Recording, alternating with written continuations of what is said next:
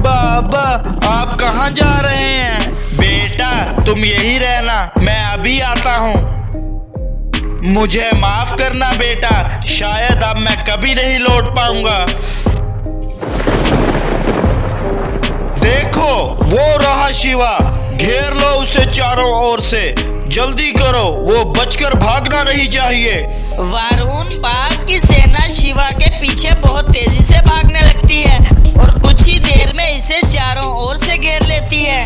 कहाँ तक भाग के जाओगे शिवा? आज तुम मुझसे बच नहीं पाओगे। आज तुम्हारा ऐसा भयानक अंजाम होगा कि तुमने कभी सोचा नहीं होगा।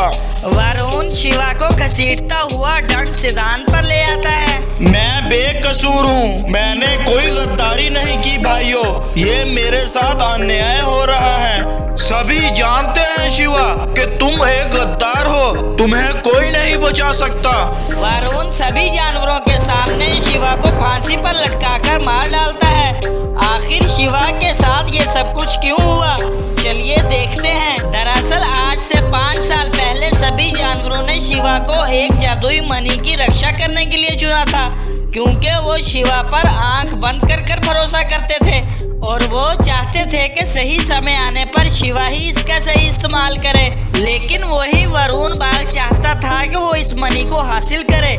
एक बार वरुण भालू के हाथ शिवा के लिए भोजन भेजता है, जिसमें इसने बेहोशी की दवा मिला रखी थी, जिसे खाते ही शिवा बेहोश हो जाता है और वरुण बाघ जल्दी से आकर वो मणि वहां से चोरी कर लेता है। कुछ देर बाद जब शिवा होश में आता है तो वो देखता है कि वो मणि वहां से गायब है। अरे ये क्या, ये मणि को किसने चुरा लिया? ऐसा नहीं हो सकता। तभी वहां पर वरुण बाघ आता है। क्या हुआ शिवा भाई, आप इतने परेशान क्यों हैं? क्या बताऊं बाघ, जिस मणि की रक्षा मैं पिछले 5 साल से कर रहा था वो किसी ने चुरा ली है। अच्छा, मुझे तो लगता है कि तुमने उस मणि को खुद ही गायब किया है और फिर कहते हो कि वो मणि चोरी हो गई। मैं अभी सभी जानवरों को बुलाकर तुम्हें जान से मरवा डालूंगा। तब बाघ सभी जानवरों को बुलाने के लिए चला जाता है। अरे कहीं ये बाघ सभी जानवरों को बुलाकर मुझे और मेरे बेटे को मरवा न डाले, इससे पहले मुझे मेरे बेटे को कहीं दूर छोड़कर आना होगा। इस तरह से वरुण ने शिवा को मार डाला था और शिवा को मारकर वरुण खुद जंगल का राजा बन जाता है। उधर शिवा का बेटा जादव अपने पिता के आने का इंतजार कर रहा था।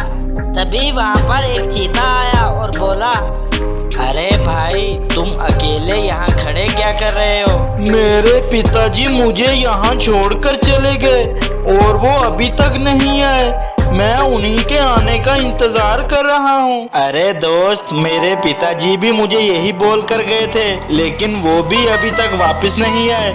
चलो तुम मेरे साथ चलो। तब जादव चीता को अपना दोस्त मानकर इसी के साथ रहने लगता है। ऐसे ही कुछ समय बीत जाता है और जादव भी कुछ बड़ा हो जाता है। अरे जादव, हमें अपना पेट भरने के लिए कोई ना कोई काम करना होगा। हमें इस वरुण बाघ के पास जाना होगा, वो हमें कोई ना कोई काम जरूर देगा।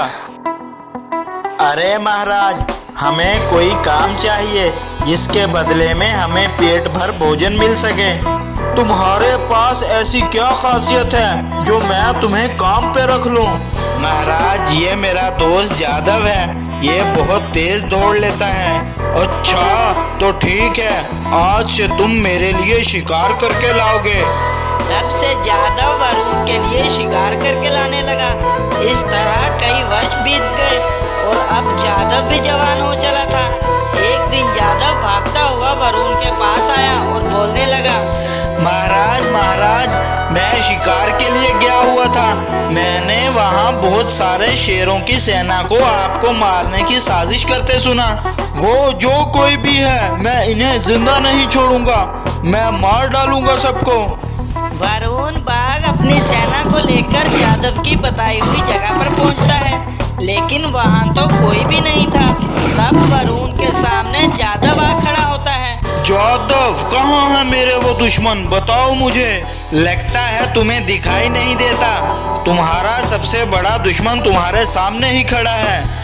आज मैं तुमसे अपने बेकसूर बाप का बदला लेकर रहूंगा, जिसको तुमने सबके सामने फांसी पर लटका दिया था। अच्छा, तो तुम इस शिवा के बेटे हो। तुम्हें कैसे पता चला कि मैंने तुम्हारे पिता को मारा है? जब मेरा पिता मुझे दूर छोड़ गया था, तब मेरे पास एक चीता आया और उसने मुझे ये सब बताया। जादव, मैं अभी तुम्हारे जंगल से ही आ रहा हूँ। वरुण बाघ ने तुम्हारे पिता को सबके सामने फांसी पर लटका कर मार डाला है और सभी जानवरों के सामने तुम्हारे पिता को झूठा साबित कर दिया है। तुम्हें वरुण बाघ से अपने पिता का बदला लेना होगा। और फिर मैंने तुम्हारा दिल जीतने के लिए तुम्हारे पास ही काम किया। अच्छा, तो इतने सालों से ये सब तेरा प्लान था, लेकिन अफसोस कि तुम मुझे अब भी नहीं मार सकते, क्योंकि तुम अकेले हो और मेरे साथ मेरी पूरी सेना खड़ी है। सिपाहियों, बाहर आओ और इसे दिखाओ कि मैं अकेला नहीं हूँ। अब जादव के सारे सिपाही बाहर आ जाते हैं, जिसे देखकर वरुण हक्का बक्का रह जाता है। ये तुमने इतनी बड़ी सेना कैसे तैयार की? जब मैं जवान हो चला था, तब चीता ने मुझे बताया। सुनो जादव, मैं तुम्हें कुछ बताना चाहता हूँ। मैं कोई मामूली चीता नहीं हूँ, बल्कि मैं एक जादुई विशाल चीता हूँ। मैं तुम्हें अभी दिखाता हूँ। ये देखो मेरा असली रूप। अरे, तुम तो सच में एक जादुई चीता हो, लेकिन तुमने मुझे ये सब पहले क्यों नहीं बताया? जादव, मैं चाहता था कि तुम अपने पिता की मौत का बदला खुद लो और मैं सिर्फ तुम्हारा साथ दूं। मैं तुम्हें एक बड़ी सेना देता हूं और तुम जाकर इस वरुण बाघ से अपने पिता का बदला लो। जाओ जादव, जाओ। ये सुनकर बाघ की आंखें खुली की खुली रह गईं। सुनो सिपाहियों, हमला करो। देखो कोई भी बचकर भागने ना पाए। अब जादव के सारे सिपाही वरुण के सिपाहियों पर हमला करके इन्हें वहीं मार डालते हैं और जादव वरुण बाघ को इसी जगह पर फांसी पर लटकाकर अपने पिता की मौत का बदला पूरा कर लेता है और फिर सभी जानवरों को इस कातिल की सारी सच्चाई बताता है और फिर से जंगल का राजा बनकर जंगल को संभालने लगता है। कहानी अगर अच्छी लगी हो तो वीडियो को लाइक एंड शेयर करें और चैनल को सब्सक्राइब करें। अपनी मौत से बेखबर जानवर आपस में खड़े कुछ बातें कर रहे थे, लेकिन तभी इन्हें अपने राजा के बेटे विशाल बाघ में अपनी मौत दिखाई देने लगी। विशाल बाघ गुस्से से गुर्राता हुआ एक एक जानवर पर टूट पड़ा और सबको मौत के घाट उतार दिया। इस विशाल बाघ ने एक ही दिन में अपने जंगल को शमशान बना दिया। आखिर इसने ऐसा क्यों किया? राघव और इसकी पत्नी विशाल बाघ के साथ मिलकर सालों से इस जंगल पर राज कर रहे थे। विशाल बाघ राघव और इस जंगल की बड़ी ताकत थी। एक बार राघव को किसी काम से दूसरे जंगल जाना पड़ गया। बेटा, मैं और तुम्हारी माँ किसी काम से दूसरे जंगल जा रहे हैं, तब तक तुम्हें ही जंगल की रक्षा करनी होगी। ये कहकर राघव अपनी पत्नी के साथ चला जाता है और विशाल बाघ जंगल की ओर चल पड़ता है।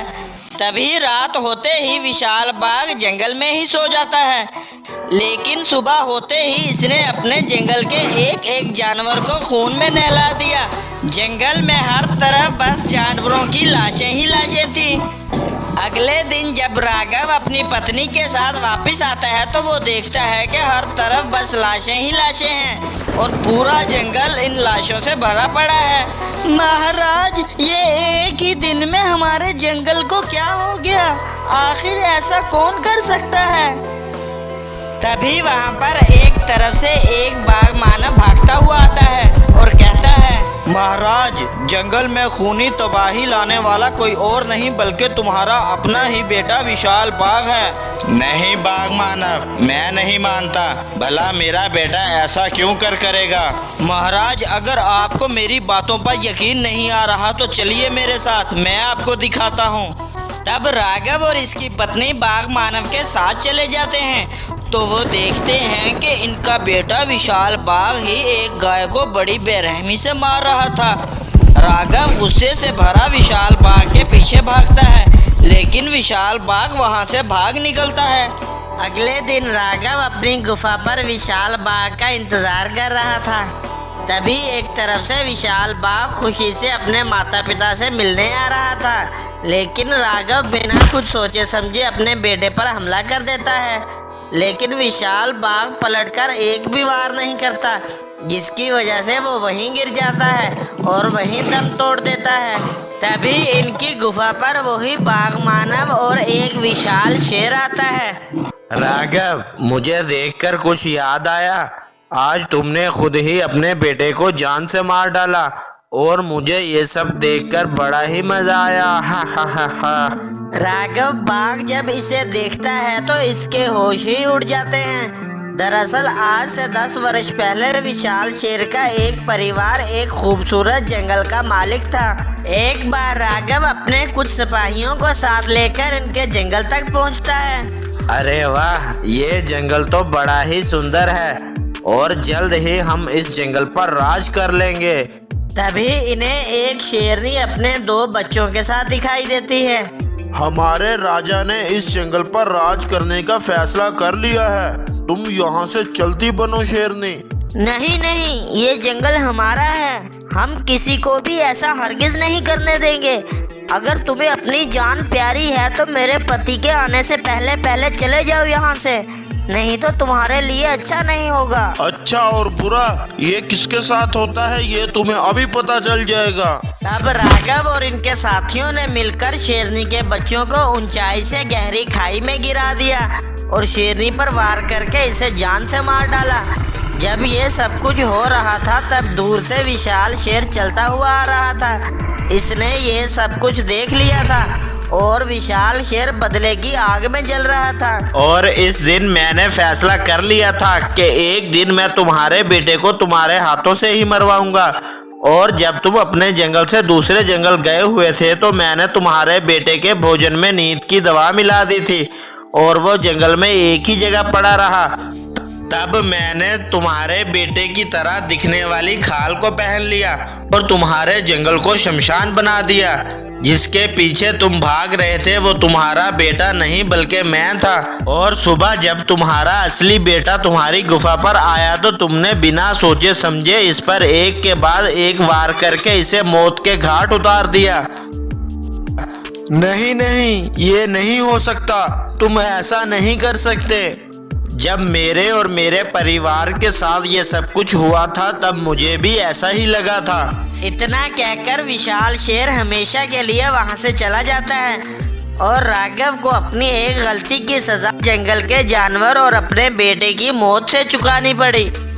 तो फ्रेंड्स, कैसी लगी आज की स्टोरी? मज़ीद इंटरेस्टिंग स्टोरीज देखने के लिए वीडियो को लाइक करें और चैनल को सब्सक्राइब करें। Thank you.